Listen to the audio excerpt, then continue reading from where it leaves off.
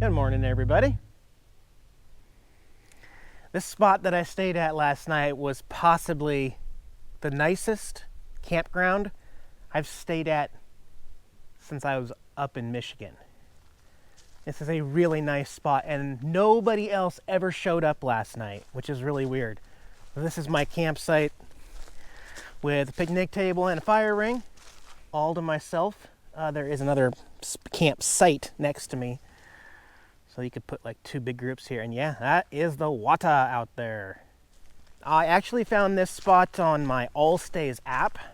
We're in the National Forest. I can't remember the name of it or the name of this, but I'll find out when I get up here. They have 28, well, it goes to 28. I think they have 28 campsites here, and they're all just nestled in the woods here. And nobody's here in November in Florida.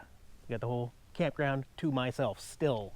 My backup plan for camping overnight last night was a Walmart parking lot, which would have worked, but just didn't feel like it. Like, I'm okay with blacktop boondocking, but every once in a while, you gotta get the tires dirty and come out here to an awesome campground. You could tent camp out here if you wanted to. They have 2 vault toilets there, no drinking water, no dump station, 1 trash can right here at the front entrance to throw your trash in. Of course, I'll put the GPS coordinates in the video description below, but it's called Lake Talquin State Forest Joe Budd Wildlife Management Area, High Bluff Recreation Area. And it's a self-registration process, so grab your slip, put in $10 cash in the slip, and put it in here. I did update free All Stays app because it says $5, and I don't know when they changed it, but no, it's $10 a night for dry boondocking. And yes, I'm gonna call it boondocking, guys, because it is. We're camping without hookups, so we are forest boondocking in a way. We are remote boondocking for $10 a night, which is still a great deal. I mean, stay here 10 nights for $100. It's a pretty good deal. It got cold last night. 37 degrees was the temperature when I went to bed at 1 a.m. And then today, it's gonna be back up to 87 degrees for a high. That's a heck of a swing, right? 37, almost freezing, and then 87 degrees here by 2 p.m.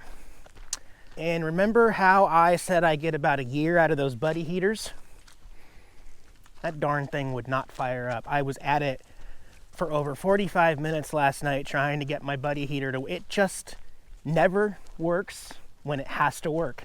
Does that make sense? Like, when I desperately need it to, because I can't run the generator, I don't have electric heat, I needed that propane buddy heater to work last night, and it just refused. And I don't know what to say. It's just junk again. I only get 1 season out of those buddy heaters, even if I protect them all summer long carefully. I don't know. They're just junk, I guess. Or maybe it's just time to get the other heater, the big buddy heater instead, the one that has the quick connect, and it has a fuel pressure regulator thing. So that might be a better idea. I keep hearing splashing, but I don't see anything. Look how freaking peaceful it is out here. You could hear a pin drop out here. Guys, I love traveling. I love living the RV life and experiencing everything that the world has to offer. It just warms my soul. And I've not found too many people out there that can actually embrace the type of lifestyle that I crave. I mean, full time. Like, not just doing it on the weekends, not just doing it for a little bit and then have to go check into a $100 a night camping resort with full hookups and stuff. I mean, like, really just enjoying being out in nature. It's really fun. It's really exciting, and it's exactly what I need. Okay, I brought the wrong camera out, but do you see the turtles? 2 big turtles and then 2 tiny baby turtles. They're there. But okay, I got places to go and things to do. I gotta get a new buddy heater or something, and I gotta get that generator fixed. So head over to Wayne's in Panama City. What are you doing up there, Jax? Funny boy. Funny boy. I am really going to miss this campground, actually. I wish I were in a place where I could spend like 3 or 4 nights out here, but it is what it is. I gotta get stuff done. I could come back out here. I'm 92 miles from Panama City right now. So maybe we'll just come back out here after we get some of this stuff fixed up and get my heat situation covered. I'm very happy I have the cover on the scooter because this rode in, and now as we're leaving, it's like a red dirt road. It doesn't have a whole lot of potholes, but it's definitely a dirt road. And you know, when I'm driving around camping most of the time, I think most people are just going from blacktop to blacktop. Most people. I mean, I say that with a little bit of wiggle room, but 90% of people in an RV traveling around are pretty much just staying on concrete most of the time. Whereas I'm pretty much almost always on a dirt road, in and out, you know, so my tires and my RV and everything is just always soaked and caked in mud and clay and dirt and sand and grime. That's just how it goes. That's the lifestyle I want to live, so we deal with it, and we wash the RV about once a week. Jex? Hey, Jex. What is it? What is under there?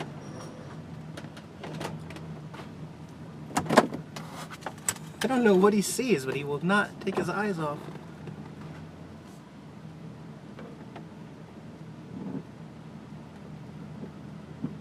What? I don't see anything.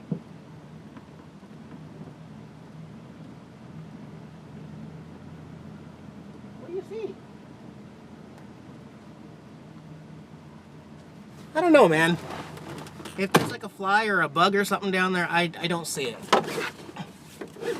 There's something really special in the city here of Greenville, Florida. We're not in Georgia. However, we're on Ray Charles Avenue, and this is Ray Charles' childhood home. As you can see by that plaque right there, naming this a national landmark here, Ray Charles' childhood home. One of the great singer-songwriters of the 20th century.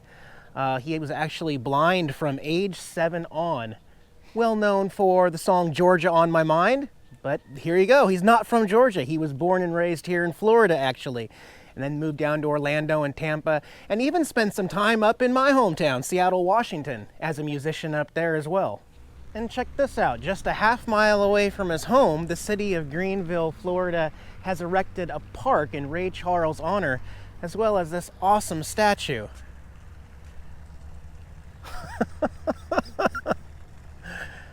Some say he pioneered soul music during the 50s. And Rolling Stone has Ray Charles ranked number 10 on the list of the 100 greatest artists of all time.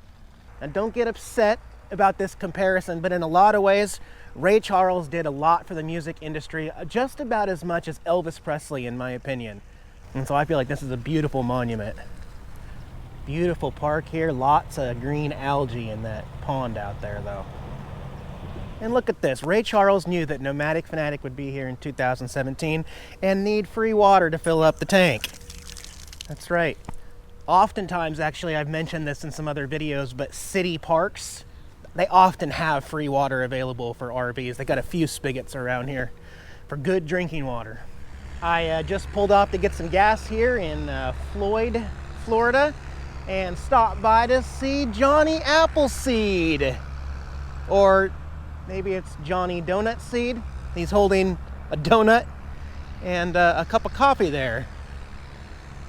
That's a different rework of Johnny Appleseed and the bird up in the coffee. Different. That's cool. Anytime these big statues are kind of repurposed, it's kind of fun and awesome. Actually, I could really go for a donut. I'm gonna go back inside. I didn't even see donuts in there, but now I'm gonna go look. Jax, man! No donuts here. Just dogs of the hot variety. Hot dogs for breakfast. Oh yeah! Gonna be going through Tallahassee. I'm not gonna be hanging out in Tallahassee though, because I am on a mission today. My mission, my goal, my plan for the day is to get back to Panama City to get the generator assessed, diagnosed, hopefully fixed, but at least figure out a plan of attack. That is my only goal for the day. So I'm not meandering around looking at too much stuff way off the beaten path, and I don't want to park the RV and get on the scooter and go tour around today, because I want to go take care of this so that I can get back to doing what I do, boondocking. Want to smell? Want to smell? You wouldn't like it, it's delicious. Well guys, back in Panama City. Over here at Wayne's spot over here. If you look over here where I stayed in October, Coachman Travel Trailer has moved into my spot over there. Yeah, good luck over there. Now back here with RV Prepper Wayne, and we're gonna look at the generator, try to figure out why I'm losing oil all the time. And he just started looking at it real quick and found a couple things. One, this cover right here is pretty soaked with an oil substance. This rubber hose up here is loose right here. It's really moist around here. And this clamp, you can just move it around. It needs to be tighter. That should not have that much play anyway, so we'll replace that clamp there as well. Just looking for where the oil's going though.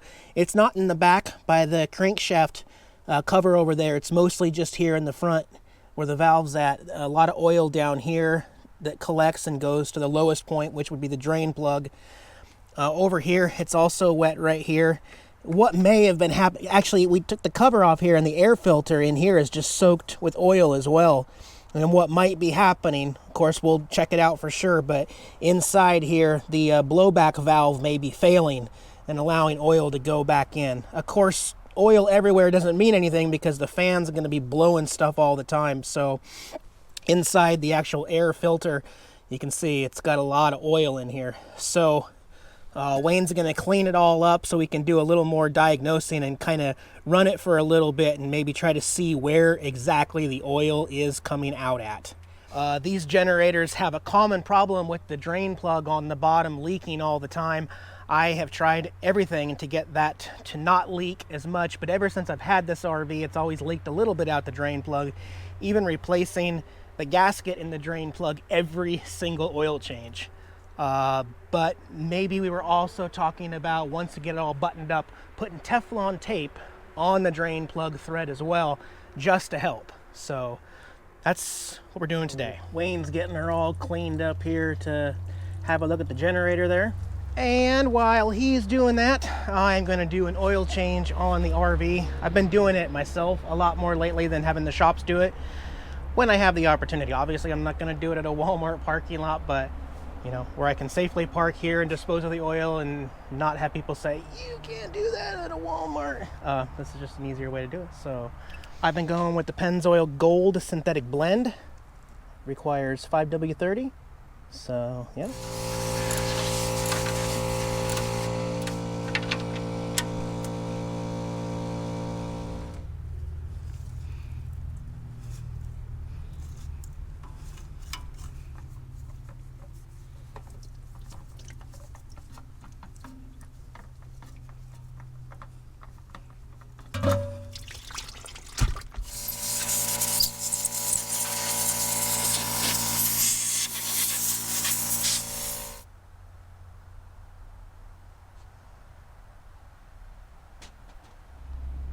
All right, easy peasy. New filters in, drain plugs back in, ready for new oil. But real quick, back to the generator here. Wayne's got the valve cover off. And yes, it did look like a little bit of oil was getting past the gasket. You can see on it right here a couple spots that are just a little bit wetter than they should be. And check this out. Yep, that's cracked. So we definitely need a new hose. That could have been a bigger problem than you really realize. Right there. Yep. Takes 7 quarts for this bad boy, so we'll finish off this 5-gallon here.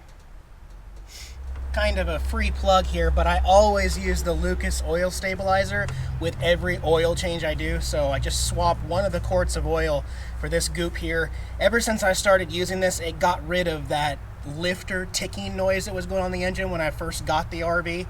Ever since I've done this in the oil, even when I've gotten it done at the shops, just swapping this for 1 quart, I've never had that ticking lifter problem come back in this RV. So I live by this goop. It's good goop. So the Cummins repair shop here in Panama City is actually closed. We called around for parts to get another replacement for the hose, as well as just to get a price on the gasket, although it looks okay, and the breather valve type thing. They don't have any of that stuff in stock. But we got some of this 1/2-inch braided hose here that's going to replace it instead, because it's not a pressurized line or anything. It's just for a vent, so it'll work. Yep. Wayne's going to put all that back together, clean the gasket. He's got a gasket sealer there to put on it. And then I'll drain the oil, do an oil change, and we'll look at the plug just to see what's going on. Also, as far as the buddy heater, I have a little bit of an update. See, the thing is, and I know people were already thinking it or saying it who have buddy heaters, Eric, you're supposed to use the fuel filter. No, you are not. As a matter of fact, if you buy the certain one from Mr. Heater, they literally say you do not need a fuel filter with that hose. However, if you buy a different hose, they say, yes, you do need a fuel filter. They also have ones that come with their own small regulator, which, okay, that actually makes sense, because they say if you tap into your existing propane line, you are supposed, it's going to be a low pressure, and then it works fine. But if I use my 20-pound barbecue grill propane cylinder, then I don't need a regulator. Like, that doesn't make sense to me. So that's why I'm a little confused.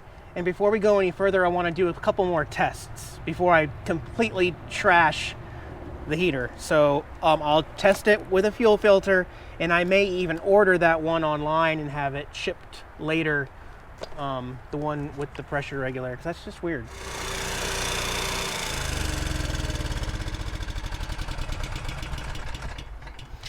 I don't like that. So the noise that Wayne's hearing, that, for the record, I'm used to it because this is my generator and I always hear that sound, but Wayne was pointing out that what is it making a little bit too much noise? The rocker arms need to be adjusted. They're too loose and it's rattling. Okay. All right, cool. Something that sometimes us RV owners or generator owners wouldn't notice because we're used to those sounds, but now that he pointed it out, yeah, it just is a little loud in there. It looks all clean. There's the new hose vent up there.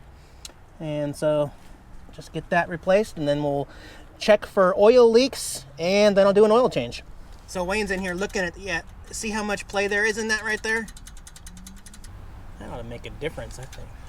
Yeah, I'll use my feeler gauge in a minute once I get it down a little bit. That's good. It's something I never would have thought about. So Wayne did the oil change here, and for the record, I've never done generator oil changes before on any other rig except this one. I've done about 9 of them so far. And Wayne, what do you think's going on with this plug? That's not a drain plug. That's just a brass plug. That's not an oil drain plug. You can see it's got like no lip, even though, where's the gasket? I had that black gasket on there beforehand. But see, that's something that I wouldn't know. I don't know what to compare it to. But Wayne can obviously say that somebody put something that was not a real drain plug in, and it's possible that that's where I've been losing a lot of oil, is literally out the drain plug. It makes sense. Yeah, because there's nothing to seal it when you screw it in. There's no edge on this outside to seal it.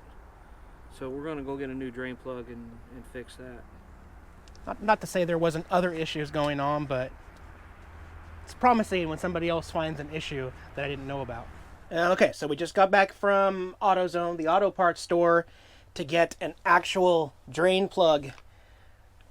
Interestingly enough, this makes a lot of sense for why we've been having problems. So we took this drain plug, as we call it, which is not. It's got special threads and fittings for copper pipe. And the problem is that when we tried to put this into all the different spots, it won't turn into any of them correctly. So it has become apparently clear what has happened. I don't know if Always RV did this or the previous owner before I bought this RV did it, but eventually somehow they lost the drain plug that is supposed to go on this Onan generator. And so they picked this up thinking it would work, but the threads are actually closer together than what is supposed to be in the bottom of my generator. Plus it has no lip to actually hold the oil in at all. Also, it's dark out here. Man, it gets dark early. Oh well, I can get this done and then I'm gonna go boondock. So I'm here and I'm gonna boondock at the Lynn Haven, Florida Walmart overnight. There's one RV over here, no rules. restricting RVs here, like the 2 Walmarts that are on the beach. So what's going to happen is I'm going to run the generator for about an hour tonight with the ceramic heater. Yeah, I'm still wearing t-shirt and shorts. And then hopefully we'll come out in the morning and there won't be a massive thing of oil down here. Wayne is pretty confident that the drain plug was 98% of the oil problem. Doesn't think I need a new camshaft gasket or a valve gasket, but later on I might do it anyway. What really happened that's important is as I was leaving, Wayne was like, "Stop, what was that?" And I was like, "Oh, I forgot to tell you. Yeah, it's been making this horrible noise in the driver's side rear." He thought it sounded bad enough to like the drive line was having a problem or something, and I just did some backing up and driving forward like 20 times, and he's down there listening, and he says, "Dude, rear brakes, what's going on?" Well, they're all brand new back there, new drums, springs, shoes, everything back there is new, but clearly there's an issue. And the funny thing about it is, like, if I was at a shop somewhere where they're trying to gouge you, if they start saying, "Hey, no, that noise you're hearing, that's bad. We need to look at that right now, and you need to get something like this fixed." You know, usually I'd be like, "Man, come on, I didn't come here for that." But, well, Wayne's my friend, right? So if he says that there is some concern, so we need to open up the rear drum. There are no Les Schwabs anywhere on this side of the country. I've mentioned it before. Les Schwab is a terrible warranty to have if you're traveling around the country and away from the West Coast. So it is what it is. Wayne's a good mechanic though. So I'm gonna go back over to his house tomorrow and do a couple more things. I can't remember, something about the generator to look at. But anyway, gonna tear open the back brake drum, have a look, see what the heck is going on. So I will start my next video with what's going on with that before I head out of Panama City for good, and I probably won't be back here for quite some time. So anyway, all's good. I think the generator's fixed. Now we'll work on that rear brake issue. Brakes, really? Brakes? Thought we're past this, guys. It's all good, man. It's all part of life on the road. So have a great night, guys. Jackson, I'll see you in a couple days. Bye-bye.